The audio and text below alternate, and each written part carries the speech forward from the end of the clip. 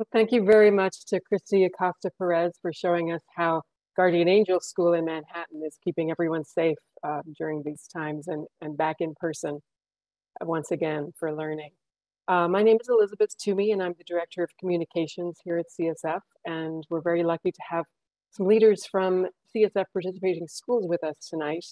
I make quick introductions, and they will turn on their cameras and come on the screen, and then we'll hear from them. So first we have Andrea Elliott. She's the principal of Bishop Brady High School, which is a Catholic high school in Concord, New Hampshire. Also from New Hampshire, we have Sharon Osborne, who's the founder and director of Latitude Learning, which supports homeschool families. And last but not least, from the great state of New York, Lois Gregory is the founder and principal of the Learning Tree Cultural Preparatory School, which is an independent school in the Williamsbridge section of the Bronx. Lois, I think, still needs to turn on her camera. She's here with us though, so there you go, great. So if Sharon and Lois could unmute themselves. I'm gonna start off asking Lois, you know, I haven't visited all of your schools. I haven't been able to get up to New Hampshire recently, but I have been to Lois's school many times, wonderful school. So Lois, I'll start with you. What does the concept of school choice or parental choice in education mean to you? And why do you think it's important that parents are able to decide where their children go to school as opposed to being assigned a school? The first thing I would like to say, I am so inspired by this evening's presentation. The presentation was phenomenal. The parents were phenomenal. The governor, oh my goodness, he really gets it. I am so warmed and inspired just by the presentation. I don't need to say anything. But obviously, school choice is so important and so phenomenal. Many students would be left behind if it were not for programs that supported school choice. And we are so thankful to CSF. CSF has saved us. And I mean that. During the pandemic, if it wasn't for CSF, we would have had a problem. But why is it important for parents to have a choice? In the inner city, children, the first teachers that are hired in public schools in the inner city are far-reaching neighborhoods. It's not from the neighborhood that the children are in. Many of the teachers, and it doesn't matter, we live in a diverse world and we teach diversity. But very often, when children do not see teachers that look like themselves, often the teachers do not understand them. Some inner city children, they have very low vocabularies. Often their grandparents, their parents have not been acquainted with large vocabularies or even math. They don't come from college grandparents that graduated college and parents that graduated college, but yet these parents have the same desires for their children. And the public school often overlooks them because they don't come with the rich language. They don't come expressing themselves in the same way. And so if they choose a school where someone understands that and believes and knows that they just need a boost, they need a chance, they need something extra. So in our school, we do understand the children and we have high expectations for them. So we enrich our curriculum with many different things that are not just reading, writing, and arithmetic. So we want everybody to feel good about themselves. So we do the arts, we do music, we do dance, we do trips, we do this. And even during the pandemic, we had to stop traveling all over the world. But we found virtual trips and conversations.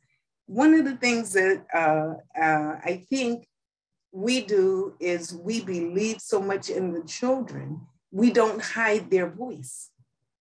We allow them to speak. We encourage them to speak. We engage them in their classes. We can do that because we have small classes. We have intimate classes. And one of the things that makes us a little different is that we believe in our parents. We partnership with our parents. We listen to our parents. Our parents have a voice, our children have a voice, the teachers have a voice. All cohorts in our community have a voice. And sharing like this helps us to propel the children to believe in their self and to be very proud of their own voice. So two things that we emphasize greater than all other things is ELA vocabulary, grammar, and of course, my favorite subject of all, math. And our children do very, very well in math. We believe in them. And I don't want to say much, because I could go on and on. Our school is in the inner city of the Bronx. We're about 40 years old, and I've been there for 40 years, but I shouldn't talk about it because I love it. It is my life. The children are happy. And I have a rule in our school. All these schools have rules, and they succeed because they have rules. And one of the rules, I'm sure all the principals would say, children cannot run in the hall. The one thing that I allow is children to skip. So sometimes you'll see the little kindergartner, the first grader, and even older children skipping in the hall. And I say, that is okay, never stop them, because you cannot be sad and skip. When someone is skipping, they're joyful, they're happy. And so I applaud the skip, and I call all of them my little chickadees. And that's all. That's wonderful. It really is a joyful place. And I'm so glad that so many children are able to make, or so many families are able to make the choice to go to your school. That's what's wonderful. Thank you so much. And thank you all. Thanks, Lisa. Of course. So now, Andrea, I know that you have testified before the New Hampshire legislature about the benefits of school choice, both I think for the education tax credit program and the new education freedom accounts program. So what does school choice mean to you, and why have you worked so hard to help more families get the chance to be able to go to a school like yours? So I've been the principal here at Bishop Brady High School. We're a small Catholic high school in Concord, New Hampshire, about 250 students. And I've been the principal here for 8 years. But prior to that, I've been an educator for 40 years in both public and private schools. And I guess you could say I principal the way I parent. And I think of all my students the same way I think of my own two children, who were very different. One of my children went to a very large public high school. The other went to a very small Catholic high school, and they both did a lot of different things. I had the financial means to make that happen for them, and to find a place where they could both succeed really well. But every parent doesn't have that opportunity. And you heard our governor say it earlier, many students can do well in any school setting, but that doesn't mean that they are going to excel in any school setting. And that doesn't mean that every student is meeting success in those other school settings. And so Bishop Brady is an opportunity for students to come in and do something different. Like Lois said, we have very small class sizes. We're a very tight, caring community. If you ask any of my faculty and any of my students, they will talk about the relationships they develop. I think those are the things that are important with school choice. And when Kate Baker called me and said, I need your help, would you come and testify? I went. I don't think that this is a partisan issue. I think this is a social justice issue, and making opportunities available for all kids to find a place where they fit, where they can succeed. And I think, we all have a need to stand up for those students, whether it's my children or someone else's children. They all need that opportunity to succeed.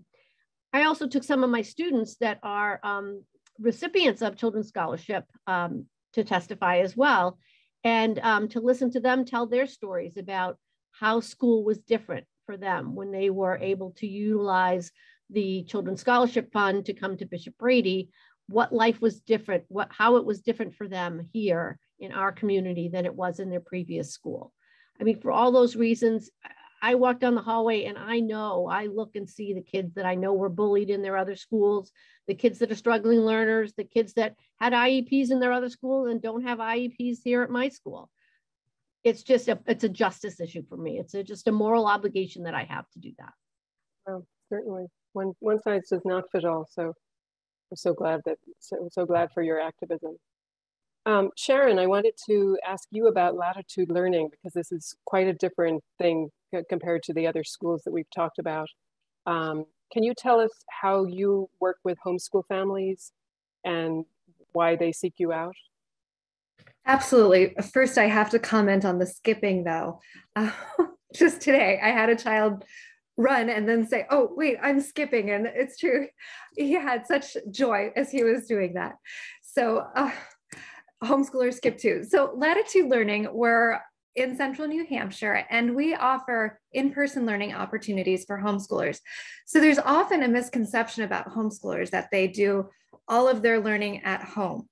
And that's far from the case. Most homeschoolers spend a lot of their time, well, prior to the pandemic, going to museums and having field trips and really engaging in life. So that's changed in the last 2 years, of course, but at Latitude, we specialize in these classes that get kids together socially. We support the families at the same time, and kids really get to follow their own educational pursuits and passions. So our model, yes, is very different than a traditional school, but we're there to support the homeschooling families. Parents are the ones who are educating their children through homeschooling, but we're there supporting the parents in the process. And what Children's Scholarship Fund and the Education Freedom Accounts have done to homeschooling in New Hampshire, it has been revolutionary. So we have a number of families that use one or the other programs, and without them, they couldn't provide those learning opportunities for their kids. Curricula is very expensive for families, and any class is usually very expensive. And what we're able to do is both a nonprofit, and by accepting these funds, is to enable those opportunities for our families. And I've received so many positive comments from parents that without Latitude, they don't know where they would be, because their children, well, they may not learn well in a traditional environment. By having the support and by being given choices in their education, they're all just flourishing. Wonderful. Well, thank you so much. It's been great to hear from three school leaders, one a traditional Catholic high school, an independent school in the Bronx, and then a homeschool cooperative, or company that's providing resources to homeschoolers. I wish we had more time, but I think we want to move on and get to the big drawing in a few minutes. But I wanted to thank Lois Gregory, Sharon Osborne, and Andrea Elliott so much for joining us, for sharing your insights. It's great to hear from all of you, and I wish you the very best with the rest of the school year. So very soon, Nicole is going to be back to announce the winners of the big prize drawing. So please stay tuned for that. But just before that, we're going to hear from Faith, who's a CSF New Hampshire scholar, and she's going to talk about the difference her scholarship has made. Thank you so much.